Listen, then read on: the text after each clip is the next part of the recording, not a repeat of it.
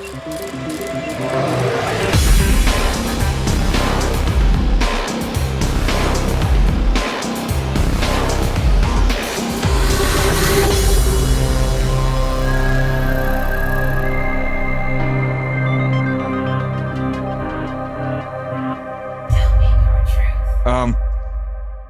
Hey man, what's up? What's up? uh, the first thing I noticed when you came on the screen was actually, I mean, I already commented or complimented your ambient lighting, like the desk lighting. I think it's super cool, and I want to do something similar. But what's the award for? Oh, behind me? Yeah, Actually, a couple of awards. there's a couple awards. I What may are they? say so myself. There's some of the awards I've gotten for my short films over the past couple of years. There's some Utah Film Festival ones. This one is the most recent one from yesterday. My lead actress from my last short film, Elsa, got the lead actress award at the Utah Film Festival, and it lights up, so it has like that cool ambient light as well. So that's pretty sweet. So I'll have to ship this out to Latvia to her sometime soon so she can enjoy it, because she definitely deserves it. So yeah, that's the latest one. And then there's a couple of older ones. Obviously, there's not much during the last 2 years during COVID because we've all been through a lot. And I think it's been especially hard on people in the film industry. And, if you want to do a passion project, the number one thing for me has always been I have to be in a very good emotional space to put that passion behind my passion project. And as with most people, the last 2 years have been very difficult to navigate in terms of mental and emotional health as well. So I'm actually surprised that I managed to make a short film during the pandemic, which did pretty well. But yeah, so that's what that is. That's my little proud award shelf right there.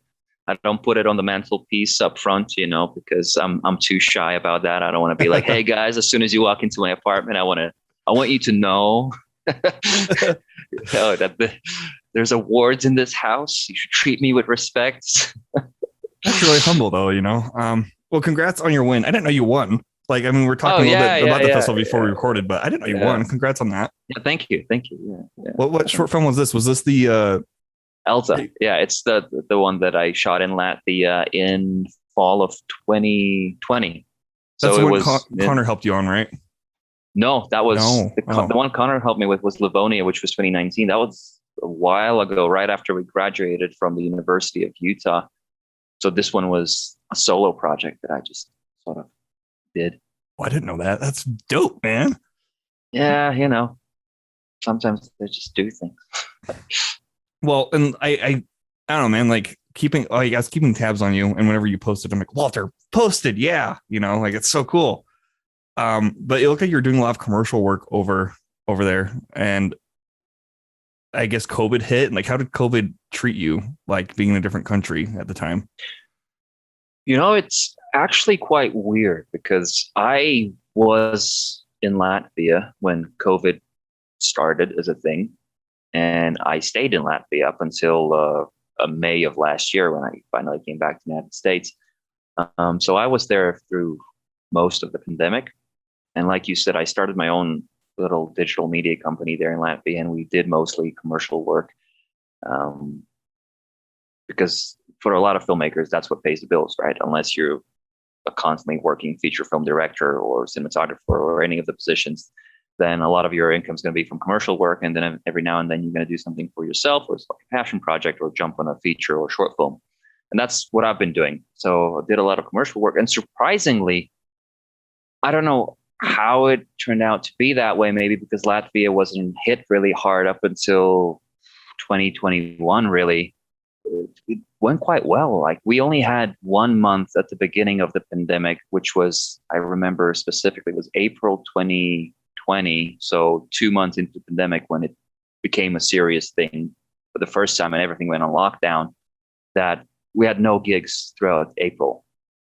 But that was the only month where we didn't. And after that, like May, June, when summer started and things sort of got a bit, easier, it came back with vengeance because the projects we didn't have in April suddenly piled up and were in May and June and July, and we got really busy.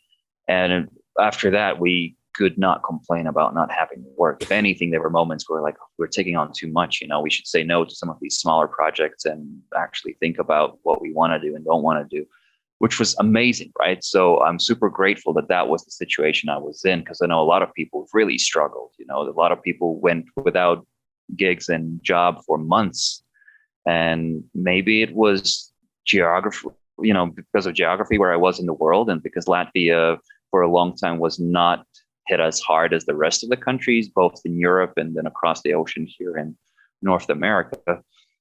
But yeah, it went pretty well. I was very lucky to find myself in a situation where I was busy with work in a situation where it could have been completely the opposite. Yeah. It sounds quite the opposite over here in the States. Yeah. Yeah. I heard a lot of stories from my friends that they were really struggling, and I just kept telling myself, man, maybe, being what I used to say, being stuck in Latvia was probably the best thing to happen to me in terms of career and work that I was doing, because it didn't really slow me down. If anything, it amplified a lot of my skills and a lot of career related things in my life. Yeah. Well, I guess that's good timing for you then, right? Yeah. Yeah. Just luck of the draw. Okay. Well, let's have you introduce yourself then, because I kind of want to go into more of your background, which is probably why you're over there. So Sure. Let's have you introduce yourself. Well, hi, my name is Walter Mirkss. I am a director / cinematographer from Latvia originally. That's where I was born and raised and spent so far most of my life.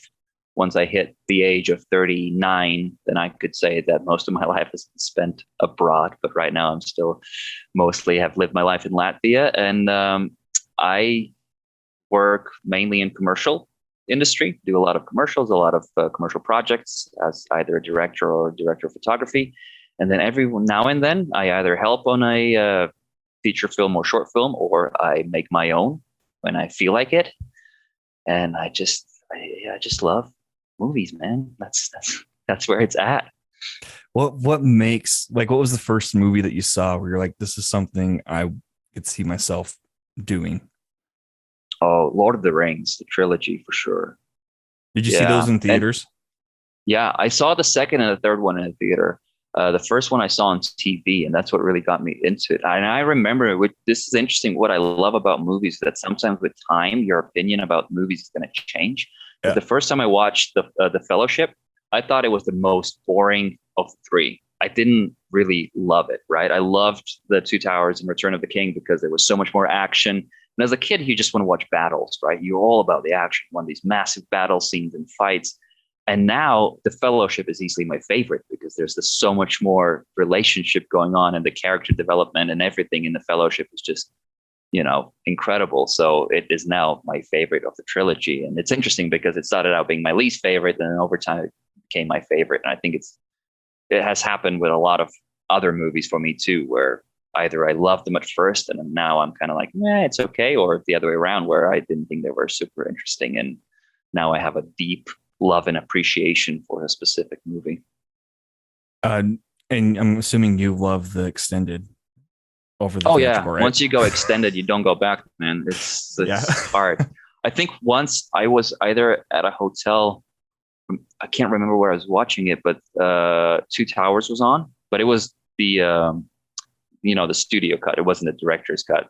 So, and I remember just feeling very confused, because to me it felt like a lot of scenes were missing, because I'm so used to the extended versions that watching like the original cut, I just was very confused about the movie, because it felt like they were purposefully cutting out scenes to make it shorter. And then I realized, this is probably the original cut. It's not the extended cut that I'm used to seeing, because now I know all of those scenes by heart.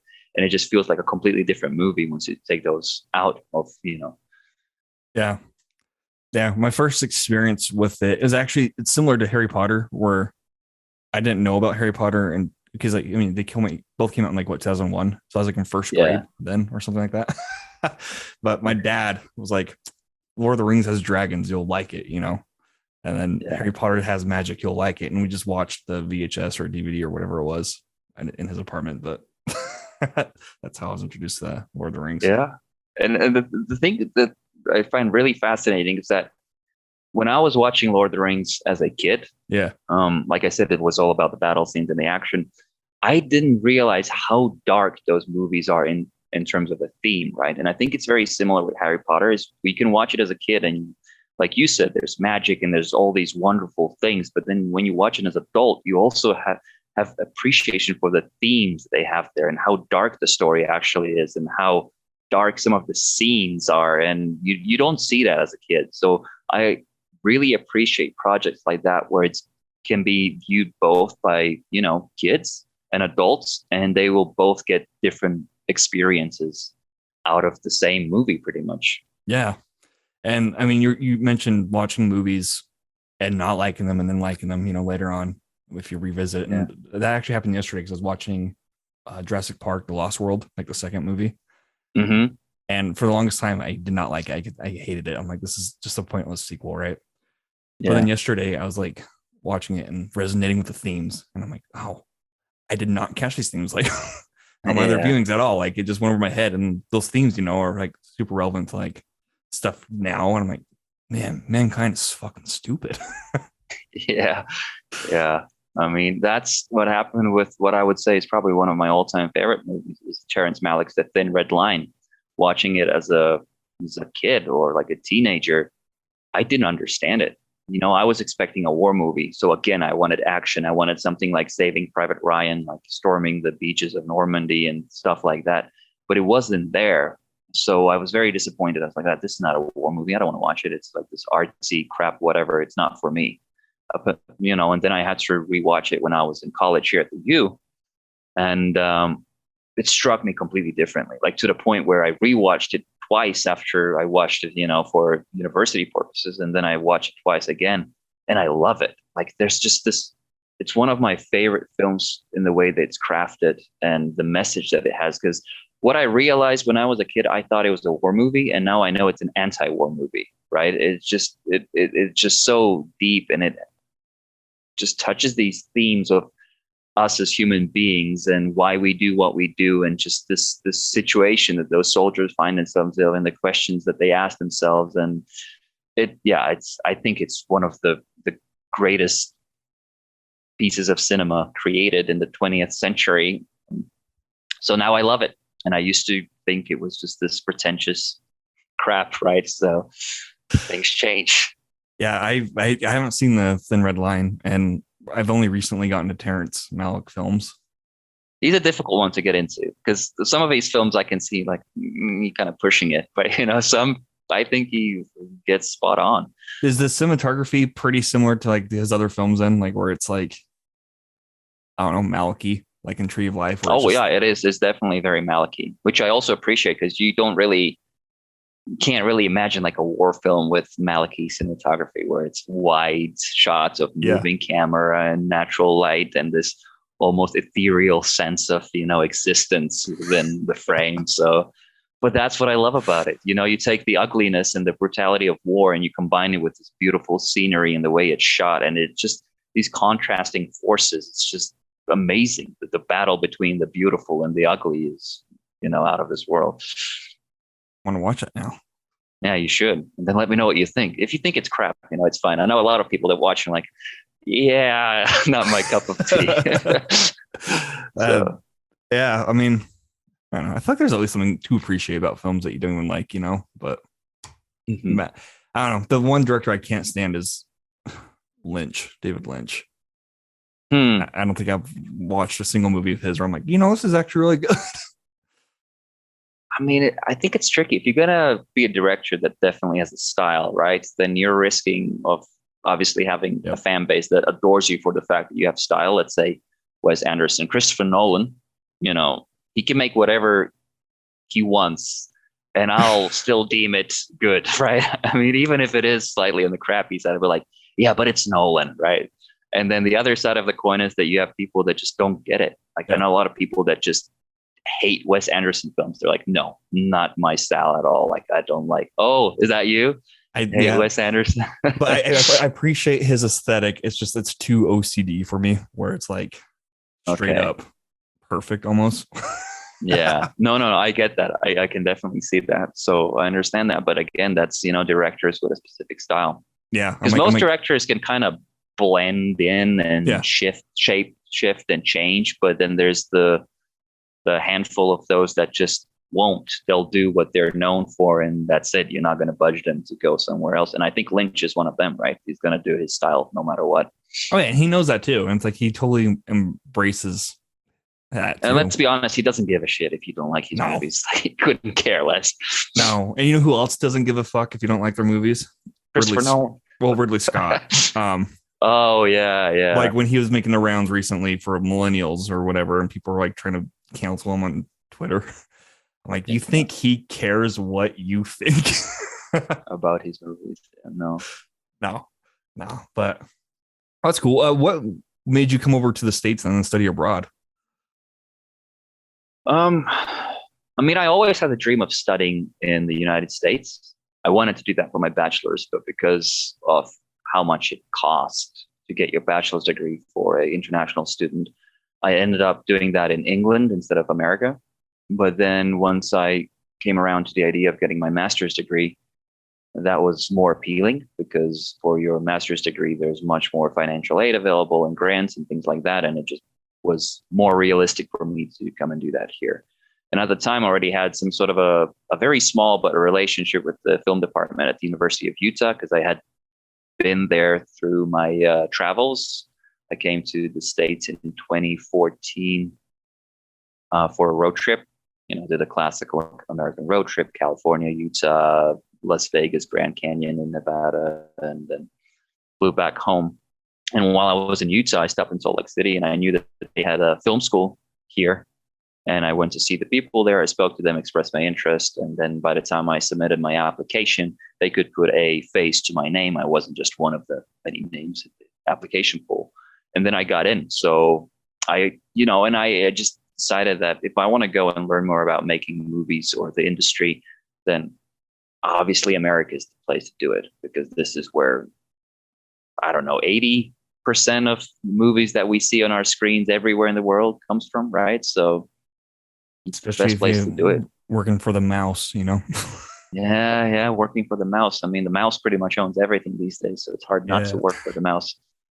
That's cool. I didn't know that's why you chose Utah, though. I've always questioned that because when people come to Utah, I'm like, why? When you have all these other states, right? But I mean, that's just the thing is with other states, the people still question it. They, every time I say that, I'm, a filmmaker or I work in the industry, and they ask me, where do you live? I say Salt Lake City, Utah, and one of the first questions coming after that, besides why, is so are you planning to move to LA or New York or Atlanta? And I always say no. It's because I understand why they ask that. And yes, the film industry is way bigger there than it is in Utah, but the competition's bigger to begin with. Like go to LA, pretty much every second, third person you're going to meet there is going to be somehow associated with the film industry, And second of all, I think if you love what you do and you're good at what you do, you're going to make it or be successful at it no matter where you are. I could move to, Boise, Idaho, and probably if I really try hard, I could end up working in an industry there, right? Maybe not making feature films for a living, but I could get into the commercial scene. I could freelance. I could operate camera in smaller shoots and this and that. But eventually I could make it work, right? Yeah. And I also, as a person, have anxiety that is associated with being in very dense, big cities. Like I grew up in a small country, and in that small country, I grew up in a small town, right? So I'm not used to crowds. I'm not used to constant traffic and these big New York or LA style cities where it just never sleeps, right? It's like 24/7. So for me, it's fine to visit or work there for a little bit, but I just don't see myself living there because I know I would have this just subconscious anxiety constantly just nagging at me. And I think it wouldn't be the healthiest option for me in terms of my mental health. Maybe career-wise, who knows? Maybe I would explode and become the next big thing, but then it would come with the price tag of sacrificing my mental health, mental well-being, and all that. And I'm just not willing to pay that high of a price, right? I'm pretty happy with where I am and what I do. And obviously, there are some aspects that I would like to see more growth in. Eventually, I want to do certain projects or do one certain project, but I'm not in a position where I'm going to sell my soul for it, right? And I think a lot of people are willing to do that. And to be honest, it's just, I don't want to go to any of those cities and become one of the million people there that aim for the same dream and add to the competition in a lot of ways. Utah's smaller. There's less people that do what we do here, which means there's sometimes more opportunity because there's not 20 operators going for the same camera job, right? There's not 50 directors going for the same directing job. And, you slowly work through some of the projects, you establish yourself, and it just becomes a little bit easier. I wouldn't say it's easy, but it's a little bit easier. I also think it might be a little bit more freedom too, because you don't have studio hands like involved in everything you do or anything like that. So if you go independent, you have less restrictions, really. I mean, financially, that's your biggest restriction is like you don't have the bigger budget you could have with like a studio or something in LA, but at least you have more freedom of expression, I would imagine. Oh, yeah. I mean, just the indie scene probably here is way bigger than it is in LA, which, it's not a bad thing. It's not well, it probably is a good thing, right? In a lot of ways. But yeah, I agree. Definitely way more freedom. And also, I mean, the rent is still slightly cheaper here, or, living expenses here. And for now, the money, for now. But for now, the money I make here is, I can stretch it way further than I would be able to if I made the same money while living in LA or New York. So you got to weigh the cons and pros of these situations. And honestly, I think you probably notice this as well, but in recent years, there is growth in Utah in terms of film production. A lot more projects are coming to Utah. A lot more stuff is going on. I mean, in general, a lot more people are moving to Salt Lake City and Utah, a lot more companies. I mean, the Silicon Slopes and all of those businesses, every now and then they need commercials. Yeah. They need digital media advertising. And that's where these little gigs are created, and that's where you can attach yourself to. And it's good to be here when those things happen because that's how you get in. Yeah. And I also kind of like to think of it, I mean, Sundance being home of independent cinema for festival-wise, Well, it used to be. It used to be, yeah. And it's kind of cool if you do make like an independent feature in Utah, being from Utah, it just kind of adds a little bit more to the spark of the independent aesthetic, But. Oh, for sure. I agree. I think maybe the difficulty with that is that it's definitely much harder to find the money to put behind something like an independent feature, unless you do it through crowdfunding sources, and then you're working a feature with, let's say, $50,000 budget, which is, I've seen short films made for 100,000. So. You really? Oh yeah. So that's not a lot of money at all for a feature film, right? If you look at the expenses and stuff. So most people are probably working close to for free, which is something that I try to avoid. And I've kind of promised myself that, even with my short films, when I make short films, I have this weird thing where I have to pay everybody. I don't want to take favors from people, right? Because I want it to be a professional production, even if it is a short film. And even if it's the minimal rate I can pay you, I still want to pay you. And I want to get, people good food. I want good catering. I want to make sure that everybody's happy. So I know that would be the same attitude I would have if I was to go and do my own independent feature film, which could be on the cards sometime soon, right? Yeah. So $50,000 is not going to cut it in that scenario, right? So that is where the tricky part starts about being in Utah. Is how do you find producers, production companies, or investors to get behind you? Where do you get the money? Because from what I know and the stories I've heard and what I've seen myself, it is slightly easier to do that in somewhere like California, where there are people actively looking for new scripts and new directors and new everything to get behind than it is here in Utah. But I mean, I love a challenge. I like a good challenge, so I'm not shying away from it in any way. No, challenges are good. Yeah. Especially when the outcome's great and it's like you pushed yourself, like I fucking did that, Yeah, and if the outcome's shitty, then you fucking did that too, to yourself. You gotta own it. Exactly. Um, so after you graduated, because you and I know each other through the university. Yes. That feels, how long ago was that? Like, that's been a I think it's while. 4 years now. Yeah. Yeah, Yeah. crazy. Um, After you graduated though, because I think we graduated the same year, but you for your master's program. Hmm. What happened after that? Like you traveled back to home and made another short film, or No, I stayed in Utah for a year and I worked for a company where I was just pretty much taking care of all of their multimedia needs, yeah, in-house video content producer. Let's call it that. I think that was what my title actually was. And with that, I also freelanced on the side, just doing freelance video stuff for people. And I was a one-man band. I did everything. I had one camera, two lights. It was, mostly very, very low production value in what I did, but I liked it. I think I learned a lot. Definitely. I made a lot of mistakes that I'm happy I made then and not later in my career, in my life. And then after that, my work visa ran out. So I had to kind of think about my future. So I moved back to Latvia. And that's when I decided, hey, I might want to try something bigger. So I started my own media company. And the goal was to still, sometimes take on those smaller clients and smaller projects. But also, I wasn't working for someone. I had my own business. I was working for myself. So that comes with a lot more freedom in saying no or yes to certain projects and managing your time and how much you charge and all of that, which can be both good and bad.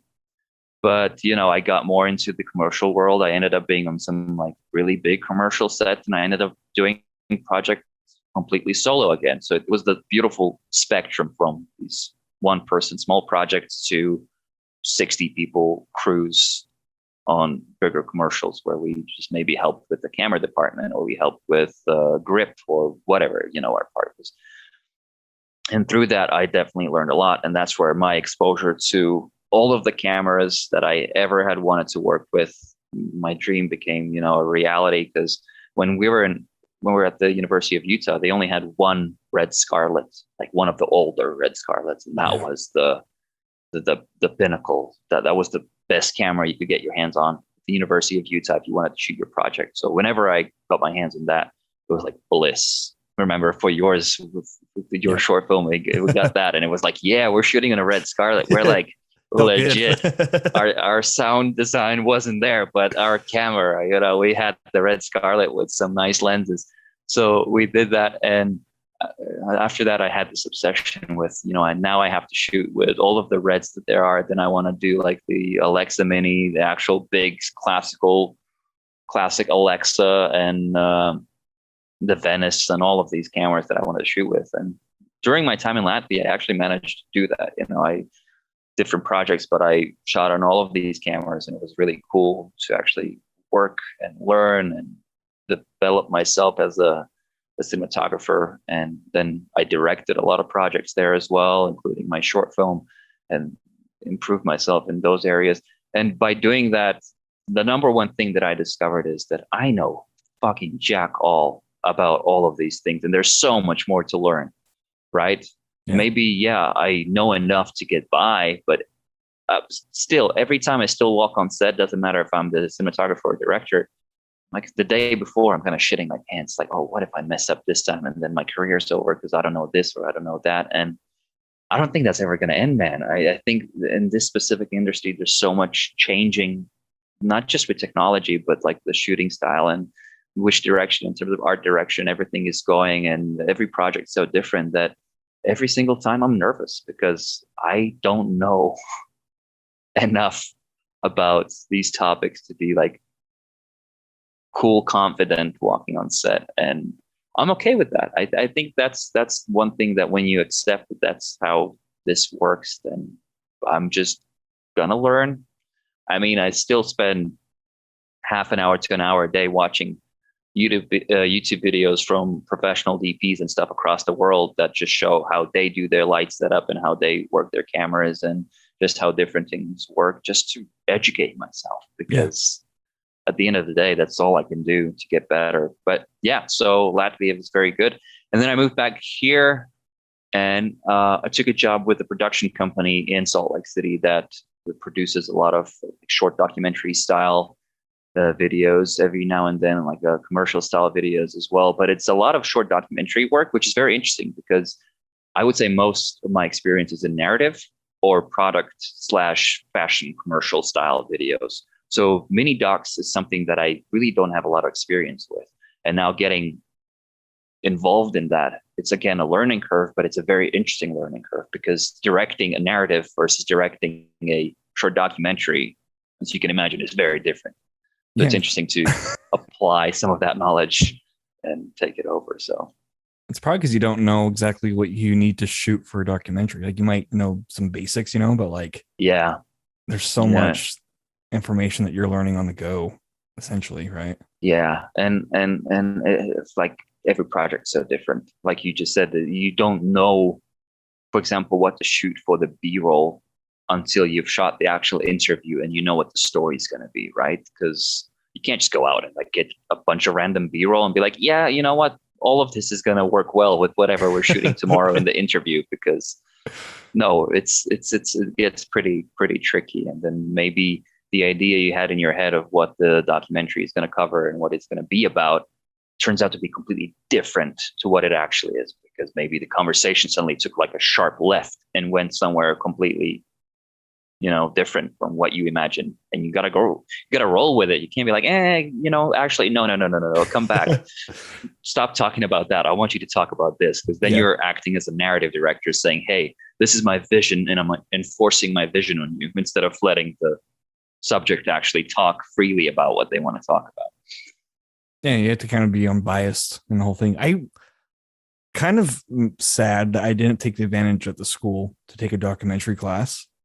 Just because that's always been something that I'd be open to trying, a documentary at some point. Yeah. Because it'll be a challenge. Like you said, it's like one of those challenges that you might need to do to broaden your talents or whatever. Film school is interesting because I think the number one purpose that film school served for me was to make as many mistakes as I possibly can while in film school, so I don't make those mistakes once I get on a professional set, which unfortunately happened and ruined my chances as a professional grip in Utah, because I was hired to be key grip on this big commercial that had a lot of money behind it through Utah Film Commission. And I don't know why they had me as key grip on their list, because I had never worked a day of my life as either a grip or a key grip. But because it was good money, the day rate was the biggest numbers I've seen ever in my life for any gig that I've taken, right? I took it, and both the director and the DP really quickly realized that I am not a key grip. And obviously they kept me on through the 3 days of shooting because it was just such an intense shoot and stuff. And they couldn't just let me go because they wouldn't find anybody in time to replace me. But I know, as a matter of fact, that they removed me from the Utah Film Commission list of grips or key grips, like pretty much the day after the shoot was over, because I know the DP went to the people who initially hired me. It's like, hey, this dude's not a key grip. Like, you should not recommend him. And I'm perfectly fine with that. Like, because I was not ready, and I'm not sure I'm still ready to take any like grip and key grip position. But it was a valuable lesson. Like, it was a mistake that I made in the professional industry, unfortunately. But it was a lesson that I should stop just grabbing every single job that I can. I need to choose a department and focus on that. If somebody asks me, hey, can you be a gaffer? I'll say, no, I'm not a gaffer. Hey, can you be a dolly grip? Not really. I'm not a dolly grip. Hey, can you operate the camera? Yeah, because I know how to do that. Hey, can you direct? Oh, for sure. Yeah, because I know how to do that. And, especially in Utah, there is this temptation to take all of these gigs because when they come around, you want to take them because it's money, And I might have some basic knowledge on how to be a gaffer or a key grip or a dolly grip or whatever, right? But I don't want to be like wishy-washy with which position am I actually working in. Like, what am I? Am I a grip? Am I a gaffer? Am I an operator? Or am I just jack of all trades, master of none, right? That was the lesson I learned. And ever since, when anybody asks me if I can grip or key grip or something, like my PTSD kicks And I'm like, no, no. Even though I do know a lot more about that now from all of my experience than I did before, I still say no because it's just like, it's not what I'm best at when it comes to a film set. So yeah, going back to film school, I do think that was a good place to just mess up as many times as humanly possible. Yeah. And learn through that, because obviously the teachers in their lectures and presentations, they can give you a lot of information, but there's only so much you can learn in a practical skill by listening about the practical skill and not applying into actual practice, right? Yep. I don't know about you. Like, did you learn a lot by just listening to other people, or did you go on sets and go like, oh? Now I learned more going on sets and being hands-on, but I also understand why. I mean, the university is very much more theory-based in the first half before letting you even touch a camera. Whereas the community college was like, here's a camera, go shoot, you know? Yeah. And it was interesting having friends in both schools because the experience was vastly different. And here we thought, you know, going to university was like, oh, I know more, right? But no, there's a lot I still don't know to this day that I have people who went to community college that definitely knows more, and I would trust them more in that sense. You know, like, hey, can you do this, or they're using terminologies that you would only know on set. You know, like the is it C-37s or C-47s, whatever they're called. The C-47s, yeah. Like you don't learn that in college. No. Well, I actually have an interesting question for you, because I know most of your work, that at least while we were in college, you really loved writing. Yeah. You loved writing stories and, you know, script writing and working on scripts. And then you directed The Night of Adventure, right? Was that your debut as a director? That was the first? That was after besides school. Like, that was after school. Yeah. Like the first serious project. Yeah. How was that for you, transitioning from mostly writing to actually taking on a bigger project as a director? Because it did quite well, right? Even in the Utah Film Festival, there were a couple of things that it did won, right, as well. And it won budget under 500, and then it won, or it was nominated for best actress, and then at other festivals, like the acting got most of the recognition, which I'm proud of. You know, I think you cast did a really good job of that. How was that, going from writing to seriously like getting in the director's chair and working on it? Well, because I wrote that script for a class in school. It was when I was under Trent's class. I don't know if you ever had a class with Trent, but I just did it as shits and giggles, you know. And then during the summer, like after graduation and stuff, we were just making stuff with friends and, you know, just constantly making shorts or whatever and experimenting.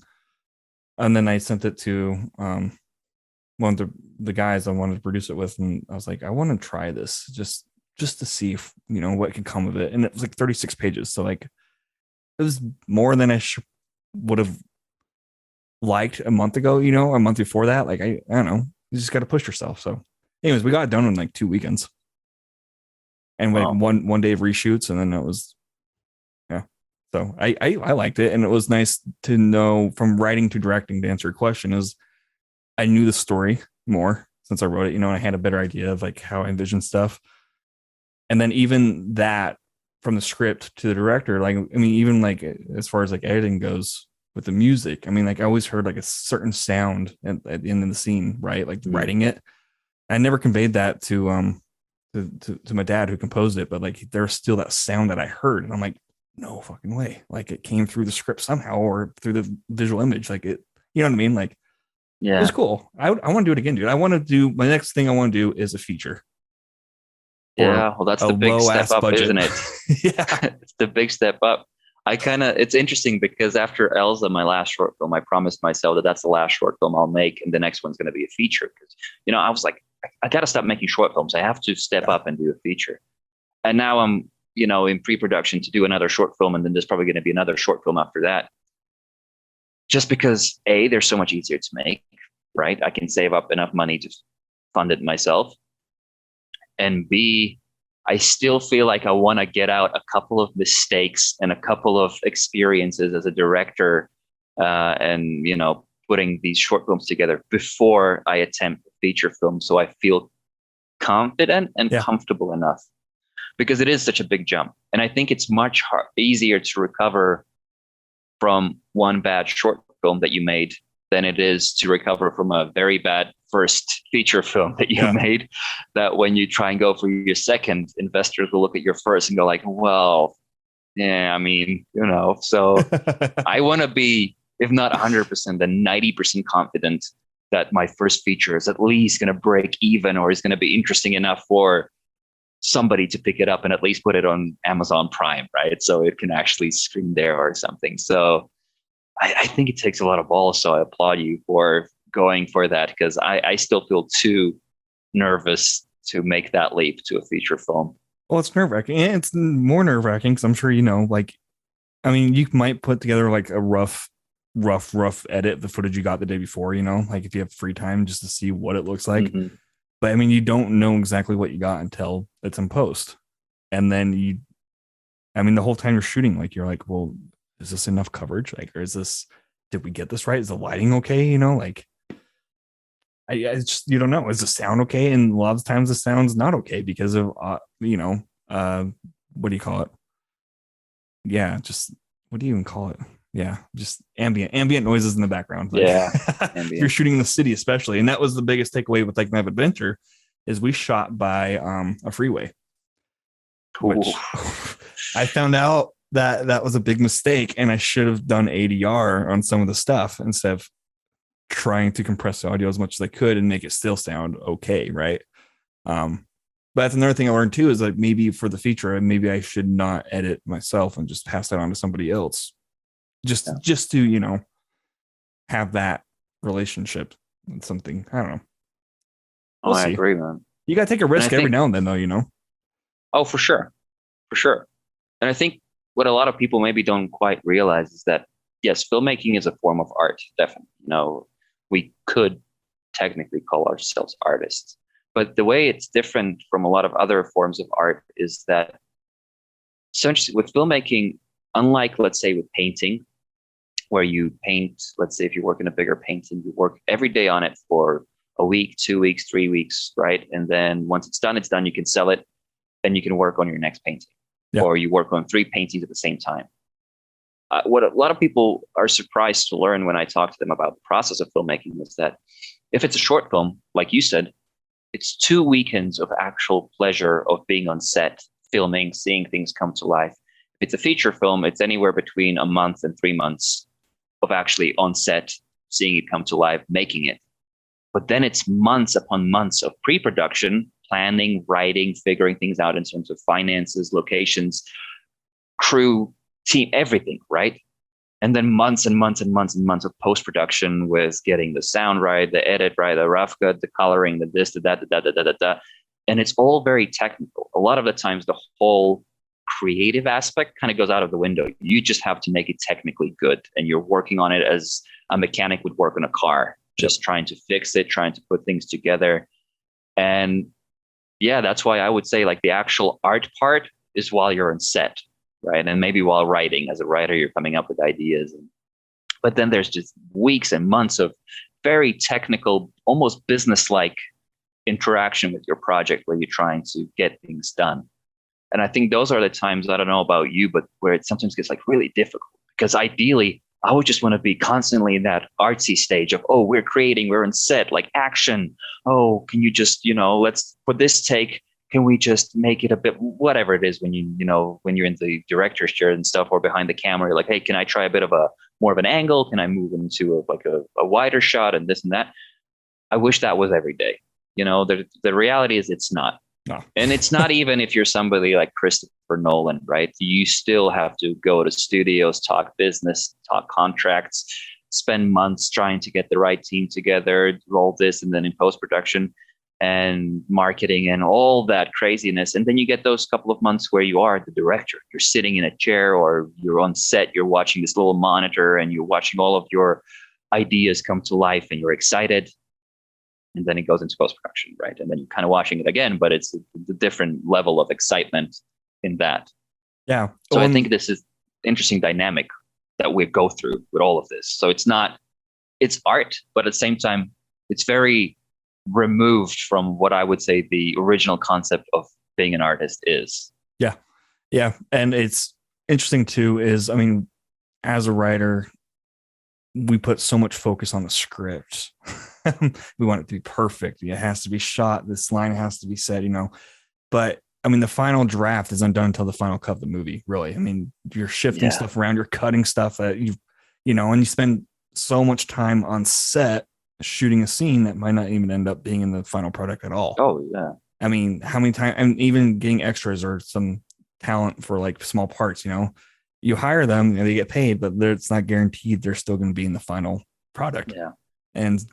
But like you said, though, I mean, being on set is fun, and that's where you create all the memories. And I don't know, you're just chilling with everybody. Everybody's vibing, it's like everybody's working toward the same goal, though, essentially, which is really cool. But then the post, I mean, it gets exciting when you see it cut work and edit work, you're like, it worked. Yeah. You get so excited. You want to share it right then and there, like with everybody, like, wait, no, we got to wait for the final product. You know what I mean? Yeah. It's fun. I like it. No, I mean, I love it. I can't imagine myself doing anything else, but it's not all sunshine and rainbows, right? As well, just like anything else. I always agree with people that say when they find out what I do for a living, they're like, "Oh, that sounds like a really cool career. Like that sounds awesome." Like, yeah, it is awesome. But just like any other career, there are days where I'm like, fuck my life. Like, what am I doing? It's like, what have I done? Have I made a mistake here? It's just like everything else.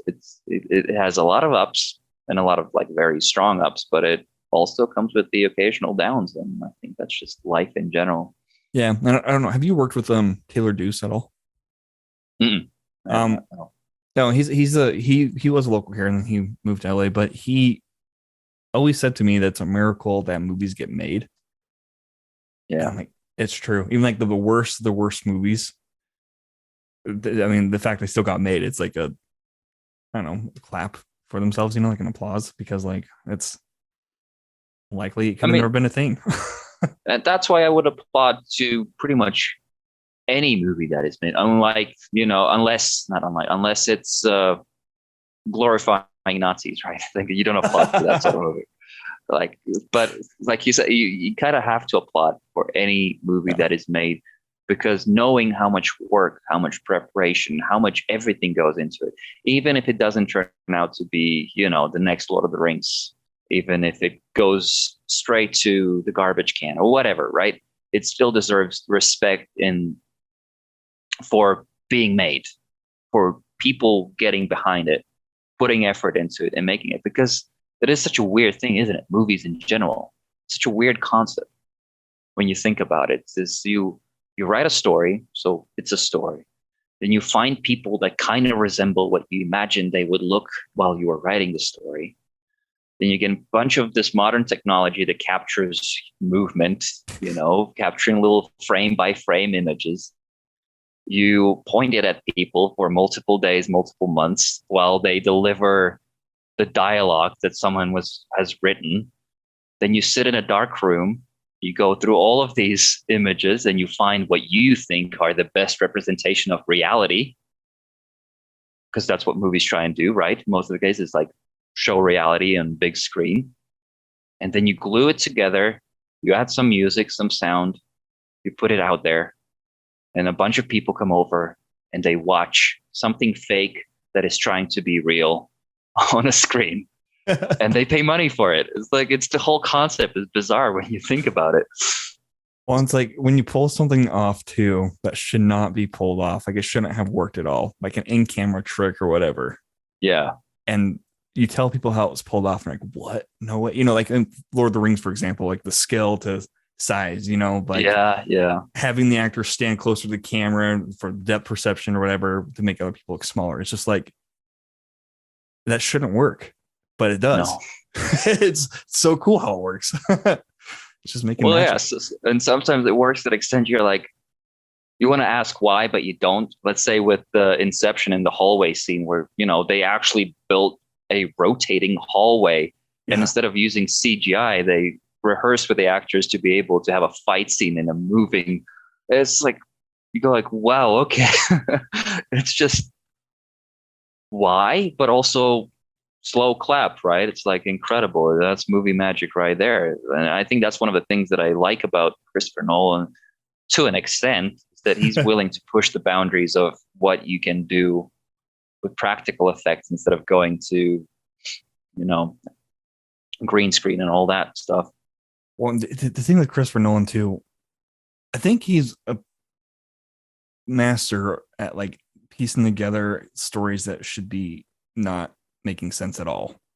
Yeah. In the sense that like I first noticed it with like Dunkirk, for example, and he played with it a little bit in Interstellar, but I mean Dunkirk, he's telling like three different stories but intertwining them. It's like a poem almost, And it took me a couple watches to really see what he was doing. I'm like, to know exactly where to cut and to play something, like, dude, what? And then he played with it a lot in Tenet.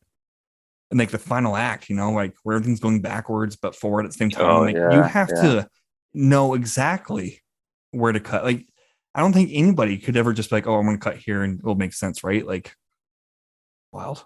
Well, that's one thing, but just imagine as a filmmaker what a logistical nightmare that whole last scene of Tenet was for everybody involved. Just think about it. Shooting a scene where half the team is going forwards in time and half the team is going back, and not just the team, everything happening around them, explosions, bullets, everything. You're playing with rewind and fast forward at the same time. So I think that was probably one of the most ambitious scenes in like filmmaking history that I've seen in terms of execution. Yep. I have a lot of things to say about Tenet as a movie, and not all of them are good, right? But you have to respect that last scene, the whole mission, because that was beyond of what I would ever even have balls close to doing, right? It's just somebody showed me a script like that and said, oh yeah, but we have a budget for it. I would still probably go like, you know what? Maybe no. Like, this is a lot to work with right here. This is a lot, right? And for somebody like Christopher Nolan to be like, fuck it, we're doing it. I love this. Let's do it.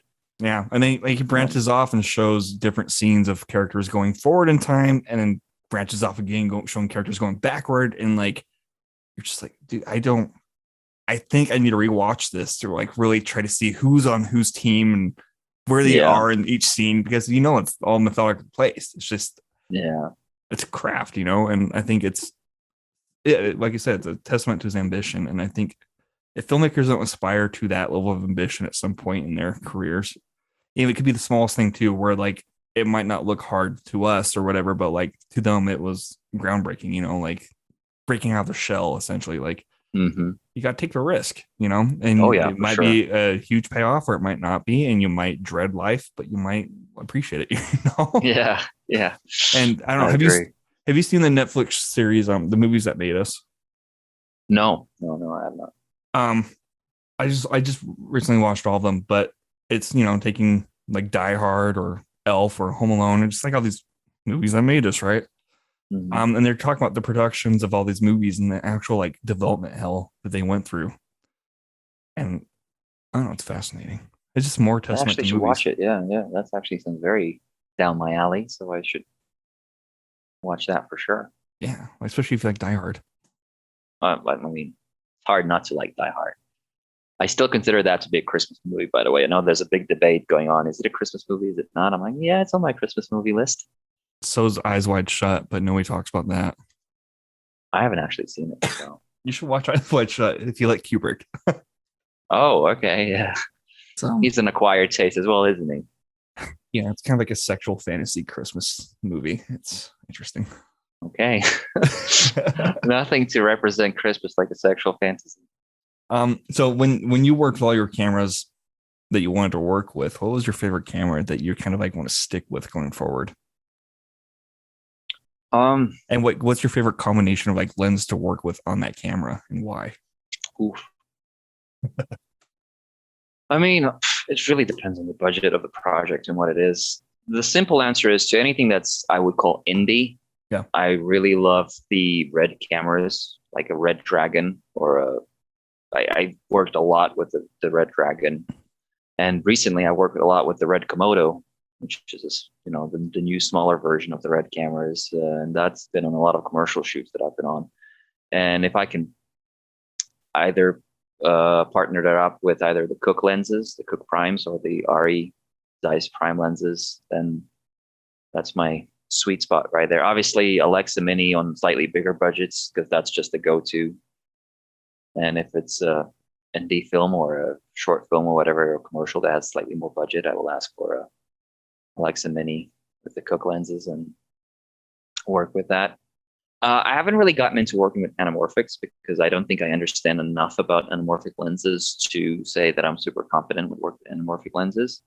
I know that the specific look of an anamorphic lens is sometimes very desired, especially when it comes to indie films, but I haven't really volunteered myself to be like, yeah, I work with anamorphic lenses. I'm like, no, I'll stick to my regular lenses, my primes, and go from there. But the camera is a tricky thing though, because I think just like with photography and anything else that involves cameras, good camera does not necessarily mean good results and good cinematography. I've seen amazing pictures taken on iPhones. I've seen amazing indie films and short films shot on DSLRs like the Lumix GH4, GH5, or the Sony Alphas that are incredible for what they are, right?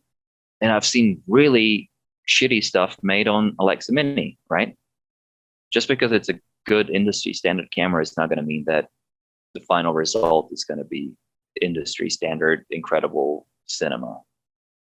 I think it really depends on the person, not only behind the camera, but the director, and if there is a DP separately from the camera operator, the light setup and how they as artists paint with light and shadow, which is, the DP's job, because that makes it or breaks it. I think light is more important than what lenses and what camera you're using, how you shape the light and how you, put everything together and how you work your art design and interior design. There's so many different elements that are way more important than the camera you're using and the lenses you're using.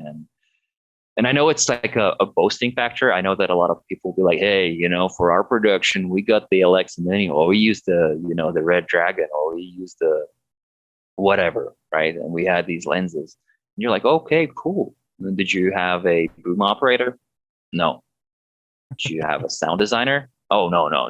Why? Well, it didn't have the budget. Well, you did, but you chose to spend that budget on renting out the most expensive camera you could find with lenses, hoping that you could get by with getting good visuals, but completely neglecting the rest of the crew, right? And I think this is probably the number one mistake I see, not only in student films, but people who make their first project straight after college, is that I think sound in general is so undermined and not respected enough, or I don't think people understand how important sound is. Even, just coming back from Utah Film Festival, they were screening the films in an actual theater, right, with like surround sound and all of that. And so many projects that visually looked really good, the sound wasn't there. The mixing was off. It was either too quiet or too loud. There was no balance between room tone and dialogue and all that. And when something came on that was actually well mixed and well put together and well recorded, you could definitely feel the difference. It was like way up there in quality, overall quality, because the sound, I think, makes the movie just as much as the visuals do, right? And just as much as the story and the acting does. And unfortunately, I don't know why, maybe you haven't answer to this question but sound still seems to be one of the number one things that gets neglected when a short film or like a smaller scale project, even a self-funded feature film. Yeah. Like you can shoot a feature film to look incredible and you can work with that $50,000 that we mentioned, right? But if you don't have a sound mixer, a sound designer, a boom operator, and just good sound in general on the project, it still is going to come across as a student film, for a lack of a better word. But I don't want to say student film because I've seen some student films that are incredible. Yeah. But I guess the term student film is just used when you can refer to something that's not maybe polished to the level that you would expect for a professional project to be. Yeah. No, sounds an undertaking on its own. And yeah, seeing how much people charge for like recording purposes, I get it. Yeah, it's pricey as fuck, but I get it. Well, but my friend Connor, Connor, right? Connor Long, yeah. He always says, and I agree with this. It's like you just said, it's pricey as fuck. But Connor would always say, well, if you can't afford it, you can't afford to make your movie. Yep. Period. Like if you're like, I'm going to cut corners because I can't afford it, he will say, well, wait until you can. Because maybe you'll make one short film every 2 years, but you will have the money to make everything work. Yeah. Instead of making 2 short films every year, but they're lacking in this or they're lacking in that, and you're cutting corners, and and I think it's worth it. I think it's worth to wait a little bit longer until you have the resources to make the movie you want to make the best you can make it. Yeah. Instead of rushing into it and be like, I don't have an extra $1,500 to hire a professional sound designer for a week or whatever to do everything that would make the sound really good. It's like, wait, you'll get the $1,500, but what you will not get is your movie back if you go ahead and make it without a good sound person, and then it's done, right? Because you can't re-record the dialogue unless you do, ADR, which is more ADR, mixing. which you don't want to, exactly, which is still more mixing and more money. And then most of the time, most people can tell when it's ADR. And then if you're doing ADR, you have to also do a completely new sound design for everything happening in the background. And that's just more headache. So just be patient, wait a little bit longer, save up some more money, and hire somebody who can record quality sound on set and then mix it for you in post-production. It's definitely worth it. And I'd also say, just do research on other elements of filmmaking, like sound or lighting, like you said. I mean, it's excuse me. It's interesting that you bring up like how, you're painting with lighting essentially, right? Yeah. And the camera and the lens is just to enhance that image. Yeah. Definitely. And if you could justify the enhancement using a pricey camera, then by all means, but I mean, I think more often than not, with like the director of photographers, cinematographers I've worked with, they've always asked, okay, well, what camera are we shooting with? And a lot of the times when you tell them, they'll be like, okay, I haven't shot on that. Let me look it up. Let me do some research, and you know what I mean. And that's how you know that you can still achieve a good looking image if they're not over their heads, Yeah. And I think the reason why I would ask that question, let's say somebody invites me to be their cinematographer on their project, I'll ask what we're shooting with, just to know, like you said, if I am educated enough about the camera to work with. It's not to then scrutinize you and be like, ugh, I do not shoot on reds. What are you on about? This project's beneath me. Or DSLRs, get out of here, peasant. I'm not worried. It's just, if you're working on a DSLR, I want to figure out, okay, these are the capabilities of this camera. And these are the lenses I can pair it with. This is what we can do. And, I'll do the best possible job no matter what the camera is. You want me to shoot on an iPhone? All right. But I'm going to say that this is what we can do on an iPhone. So we'll need a lot more lighting. We'll need to rely on the performances and the light and everything else a lot more in, some ways, or these are going to be the end results. So don't expect it to be something it's not. Let's just all agree that it's going to be what it's going to be, and it's going to be good if everything is done right. But I totally agree with what you said. I mean, the camera is an interesting tool because having a good camera is great because of, specific things. Obviously, reds have different color from the Alexa, and there's certain things that maybe look better on Alexa. It does capture a pretty picture and grades differently and whatnot. But at the end of the day, if you don't have all the other elements in place, if you don't have a story, if you don't have actors that are representing that story in a good way, if you don't have art design, if you don't have sound design, if you don't have a boom operator, if you don't have a sound mixer, even a composer, that's like an extra if you have extra cash put into, creating original score. It can go miles, to enhance your movie. But if you don't have all of those things in place, it's not going to matter what camera you shoot on, unless you're making a movie with no dialogue, which I've seen before, right? So then fine. And dude, that's the thing too, is shooting with no dialogue is a challenge in itself, which is one of the first things they had us do in film school was to do that. But I would never do that. I love dialogue too much. Well, that's how we communicate. Right now, we're having a dialogue. If somebody would make a film about an intense podcast interview, You couldn't make it as a silent movie with no dialogue. Although, Well, it's interesting because like a lot of screenwriters are like, you want to balance, dialogue with action. But I agree to an extent, but I kind of disagree because I'm like, well, is the dialogue serving a purpose? If it's serving a purpose and it's carrying the story still, then like you can still have more dialogue than action. You know what I mean? Like it's being aware of why you're kind of breaking the rules. But like a lot of the times I will download, like if I watch a movie and I really like the dialogue or I really like the action or whatever, I'll download the script and then I'll import it into the screenwriting software and do a report on it to see what the balance is between dialogue versus action to give me a good idea of like where I could be safe. Does that make sense? oh yeah, that actually makes a lot of sense. Yeah.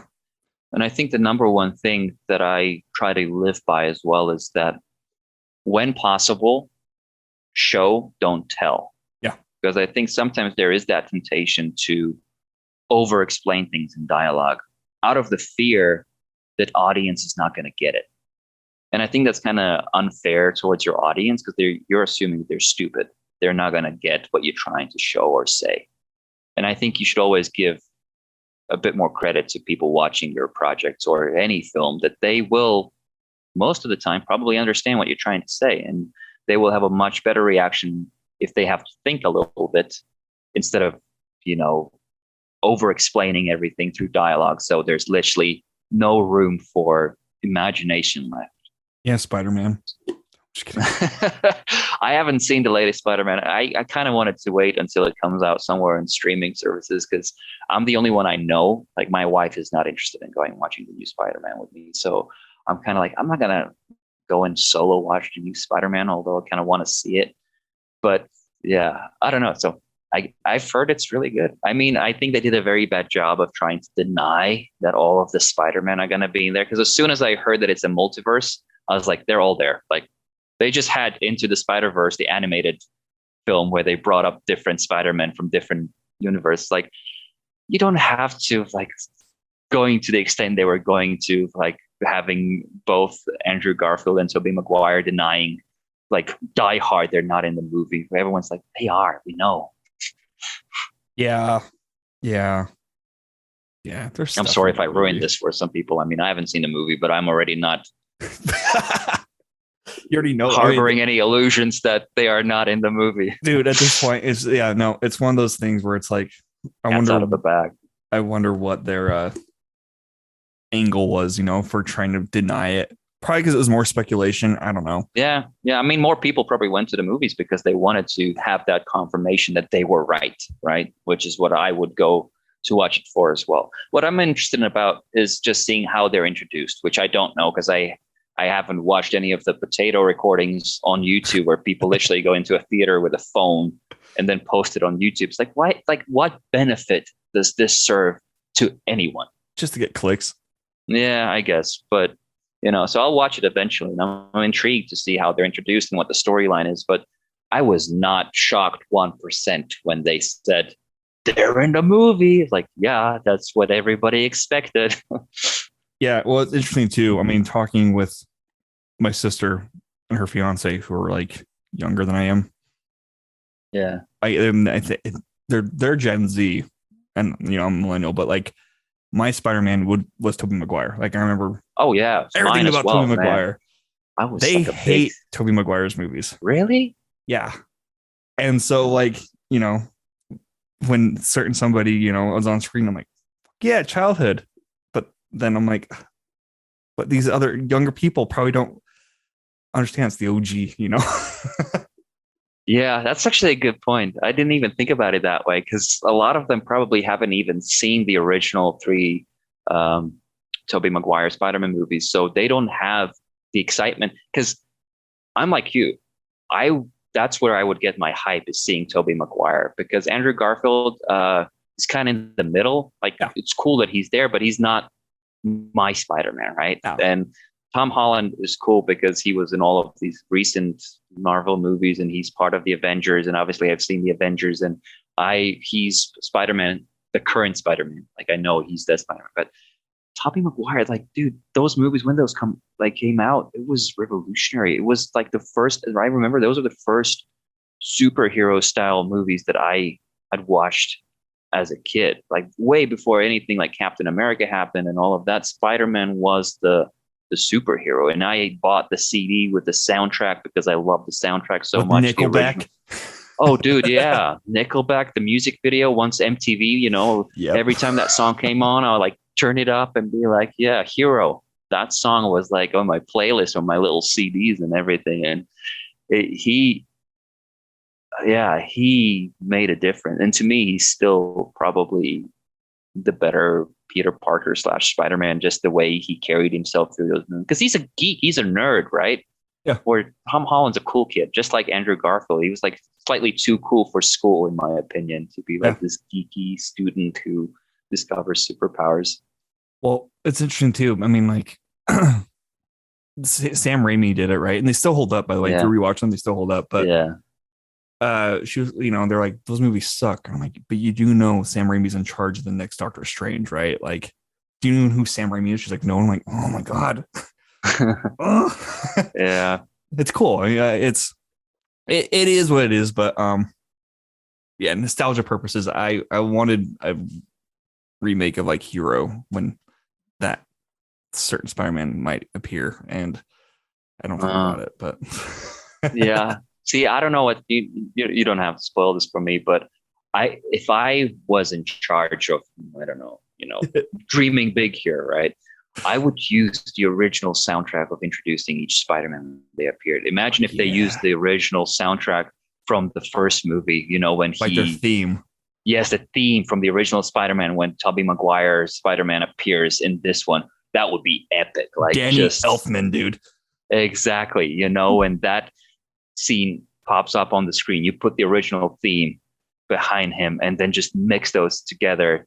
I think that would be just off the charts for me. Chef's kiss. And then the titles to Hero, Nickelback's Hero. Yeah. Should at least have it in the credits. I don't know, just for like the hardcore OG fans. Nickelback Hero at the end.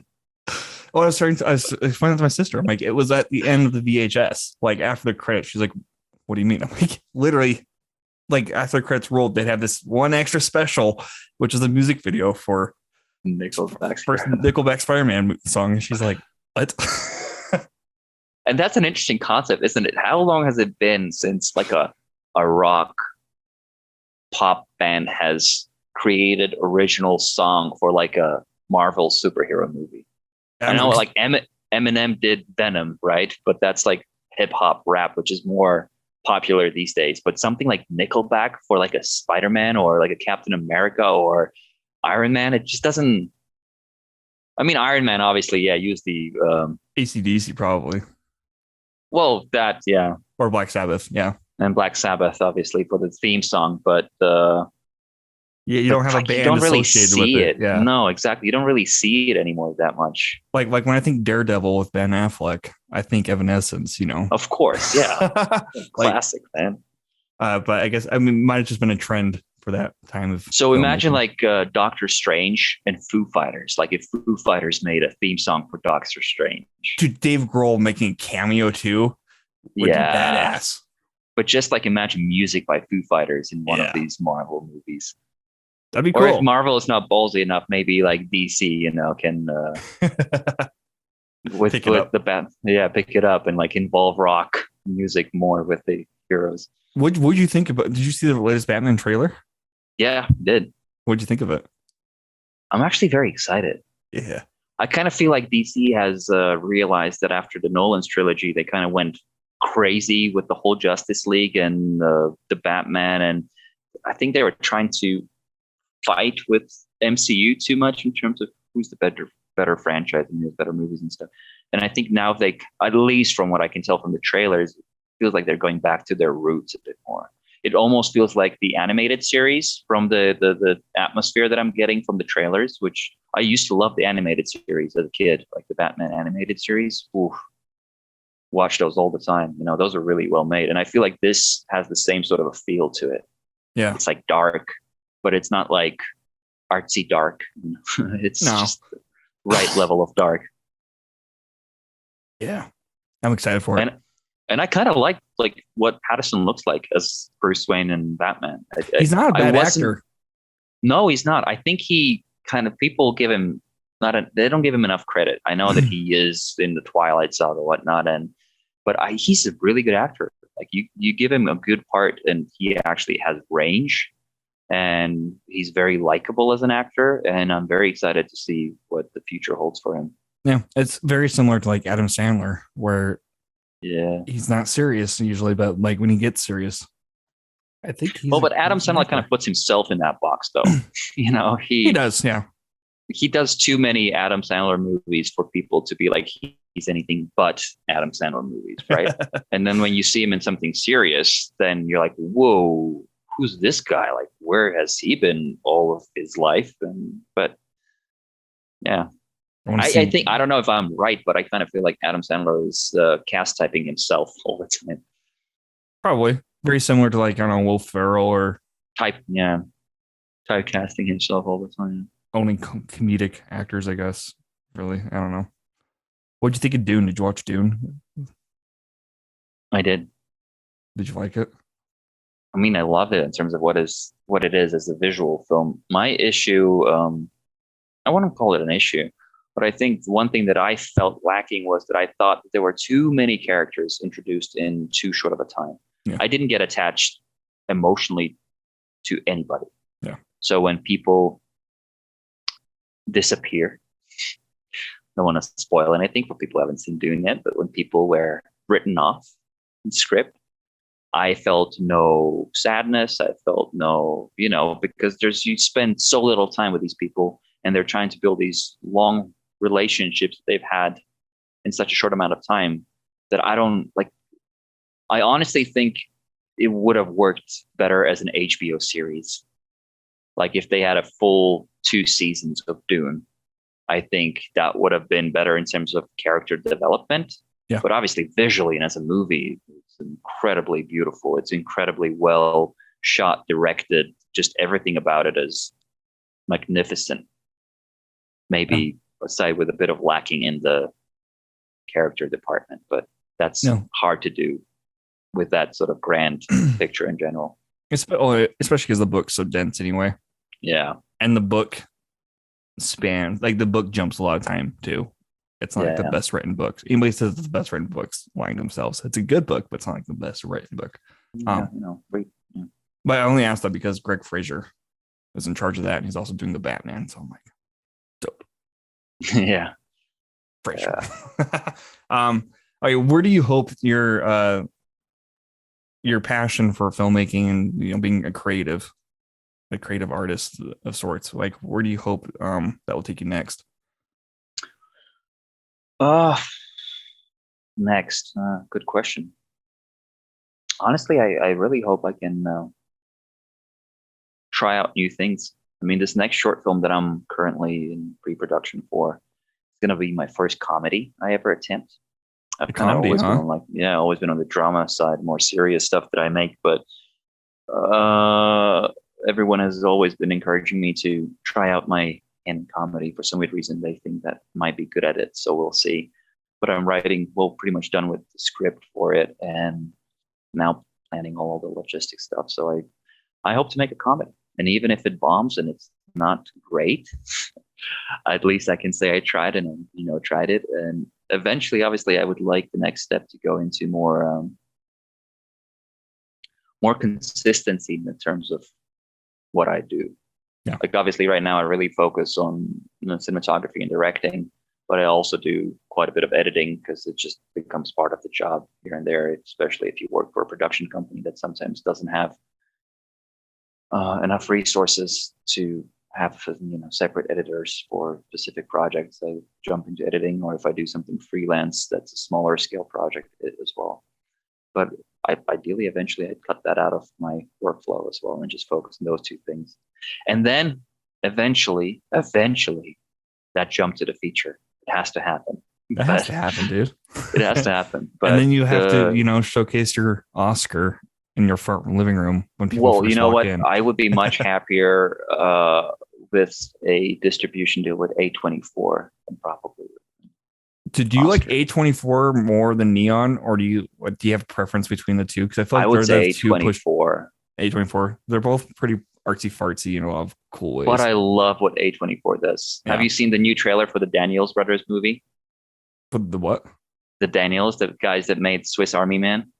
Here's the thing. I didn't like Swiss Army Man, so like Oh, when I saw the trailer for their new project, I'm like, like I'm already kind of biased just because I thought Swiss Army Man was not that great. okay. Well, I don't know if you saw Minari then. I mean, that was also a 24 movie made by our fellow Yeah, no, I saw University of Minari. I Utah loved it. graduate. Yeah, yeah. Yeah. So stuff like that, like something like that in terms of the first feature would be pretty cool. You don't want to do like the Northman. See, I take all of that culture because it is part of my background Yeah. way too seriously. So I don't think I could turn it into a comedy, but I would do something like The Green Knight, but more about like the Norse mythology. I Dude, think the that would Green be Knight pretty was cool. great. Oh, dude, The Green Knight was that's what I would call art when it comes to movies. It was more art than entertainment, and I think that's why a lot of people hated it. Yeah. Because they walked in and they maybe read King Arthur and the Knights of the Round Table. They're like, ooh, medieval battles, you know, swords and stuff. And then you have this like emotional journey of this young kid, pretty much, you know, and it's just, I thought it was brilliant. I really liked it. And the way Yeah. it was filmed and the whole atmosphere of the movie and everything was just what I like about movies. Yeah.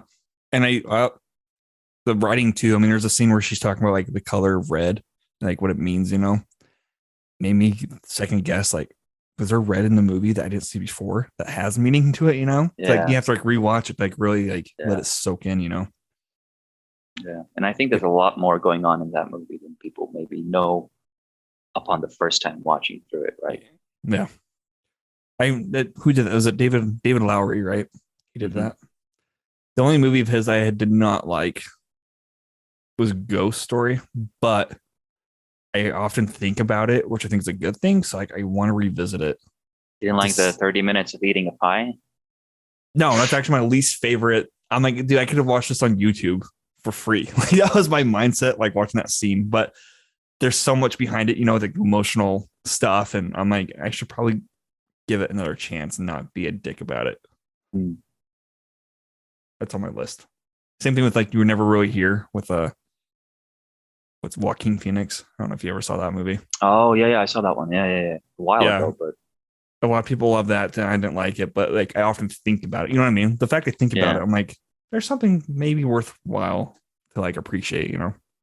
Well, I think you have to walk into those specific movies with a different mindset than you walk into with that's something like Spider-Man No Way Home, right? Oh yeah. There's movies that are there to entertain, and then there are movies that are like Terrence Malick movies, and let's say The Green Knight, which are more to experience. Yeah. And not to be like artsy fartsy, but there is a difference. You can't walk into The Green Knight expecting to be entertained because you're not. And then you're going to be disappointed because you were not entertained and you're going to say it's a crappy movie. But if you walk in approaching it as if you would go to a gallery to watch paintings and just try and immerse yourself and understand and maybe feel something, then you might be pleasantly surprised because it's not that kind of a movie, right? It's more about the experience and the story of the journey of the hero in terms of emotional growth and all that. Yeah.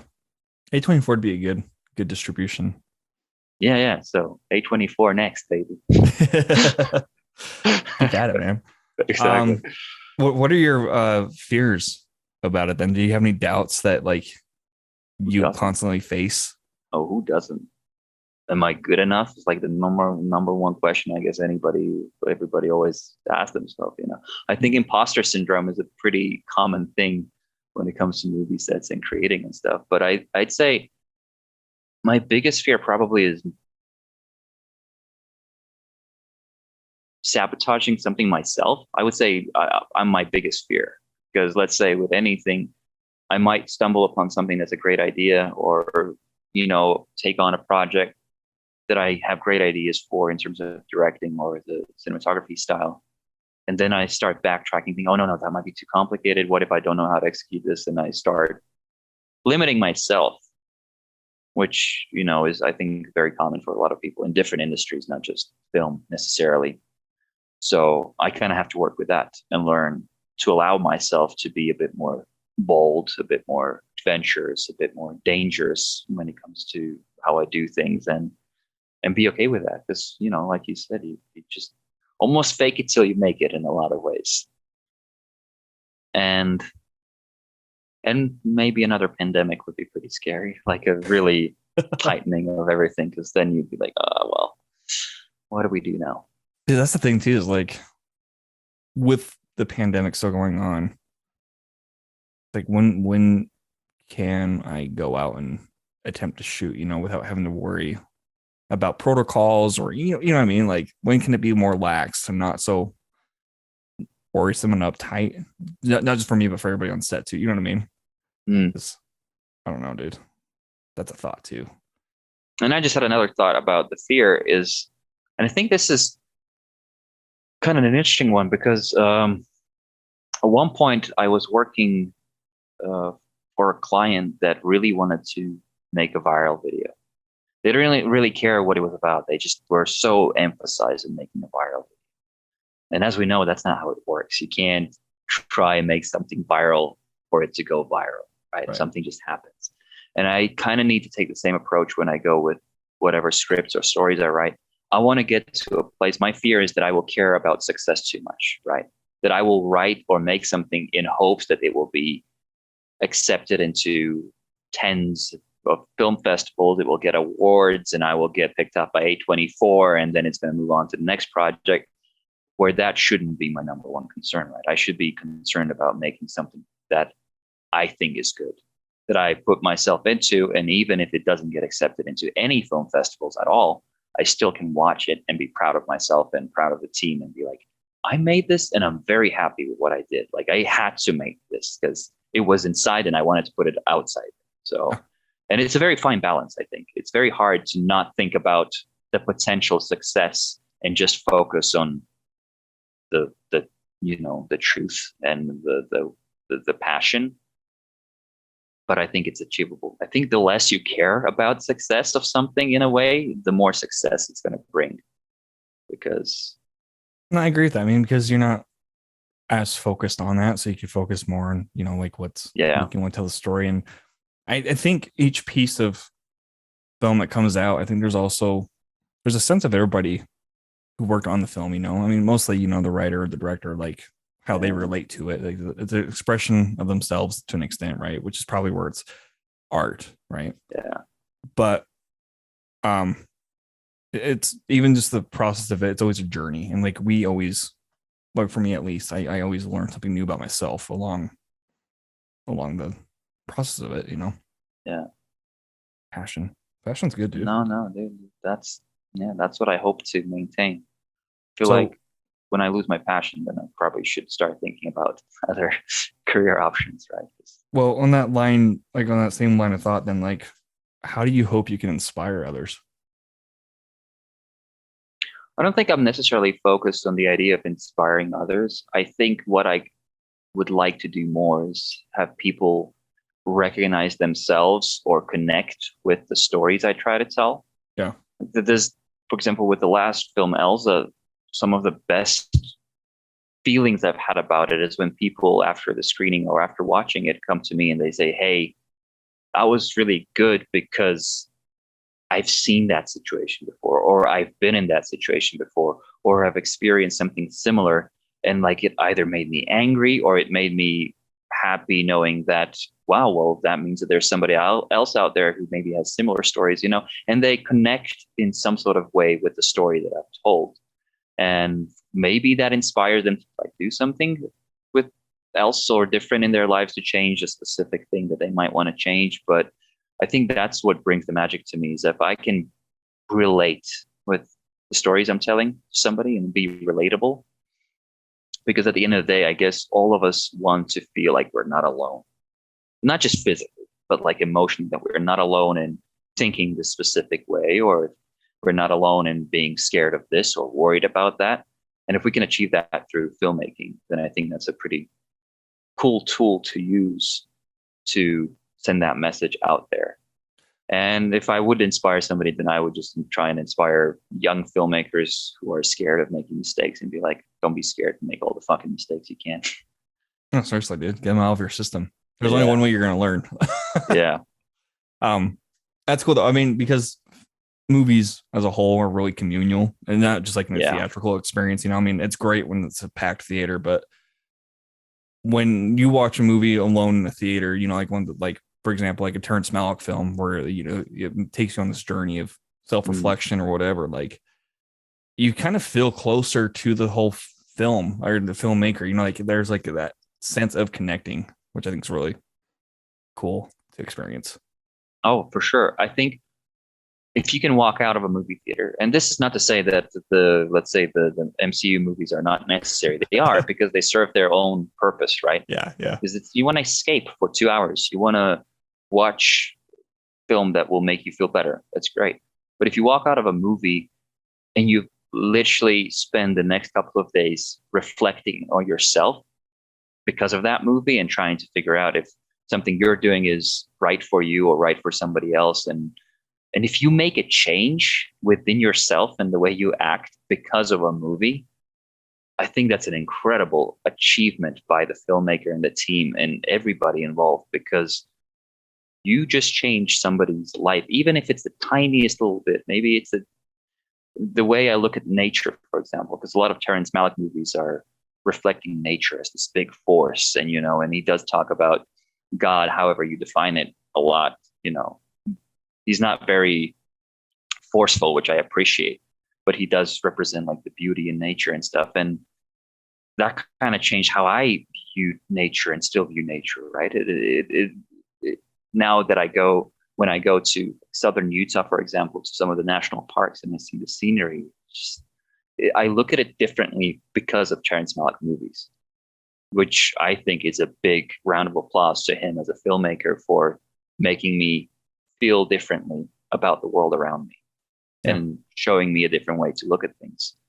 So yeah, I agree. Like if you can do that as a filmmaker, I think you are already very successful because you are changing people's lives and hopefully for better, right? In a lot of ways. So I can only picture Terrence Malick already doing that, like a wide shot of an arch. oh, with a voiceover on top of that. Yeah, voiceover and really mellow, ethereal music. You know, where you're just By like, Hans Zimmer. yeah, Yeah, yeah, yeah. on a journey for sure. All right. Yeah. Well, what's one piece of advice that stuck to you throughout the years, and how do you apply it? And who told you this piece of advice? I think I'll go back to Connor saying, "Show, don't tell." I do agree that you can deliver a lot and like in a very strong way without telling or giving away too much information.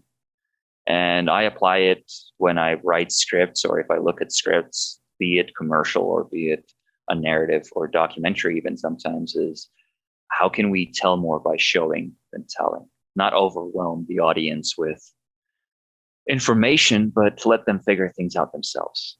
Yeah. Because I think there's a bit of a reward in it for the audience as well if they figure something out themselves. I don't know how many times you watched a movie and when it clicks, you go, oh, and then you kind of feel proud of yourself. So you're like, yeah, I figured it out. I got it. Instead of being told Yeah. what's going to happen or what's going on, what the situation is. When you pick up these little things, bits and pieces, you're kind of like, I see you. I know what you're trying to do. You know, it's kind of I think That's it's what rewarding. Arrival did. Yeah. It was really subtle how they did it, but it's that subtleness. A lot of people I think missed too because they got really confused when it was revealed, you know. But yeah, I was like, "Fucking a, that's a heavy hitter." yeah, and that's like a good both directing and everything, like just good filmmaking is when you Yeah. get that fucking A moment and you go, ooh, ooh, you know. So that's a good one, and they could have easily put that in dialogue and over explained it and revealed. So they make sure that 90% of the audience is going to get it.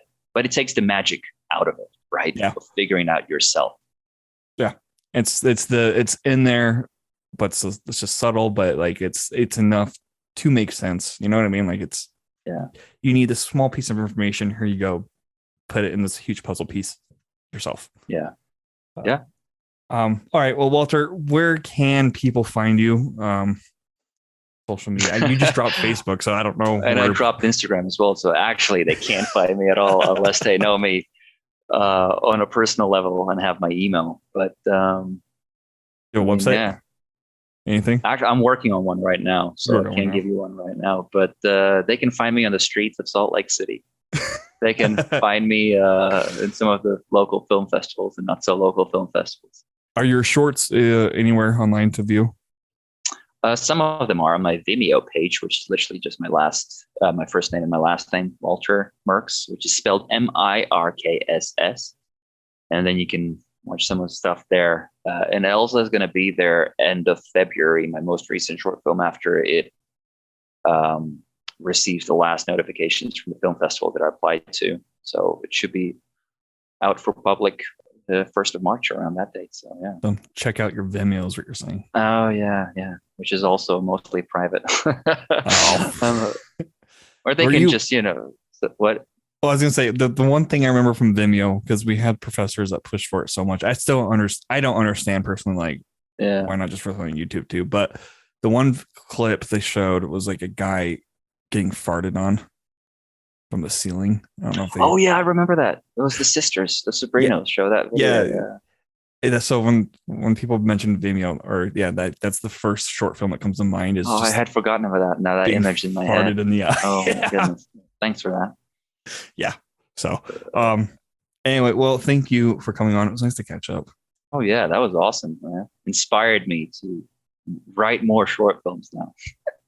Yeah, I mean, I should probably do that because I don't know, it's been a while since I've even been on a set, so it'd be good practice. But we'll see. We'll see where life takes us. We'll see. Little friend. But all right. Well, I will let you go, and we will stay in touch. Yep. Thank you. Old school email. Old school email or text message or a call. Text message. Yeah. All right, Walter. Take care. Thank you.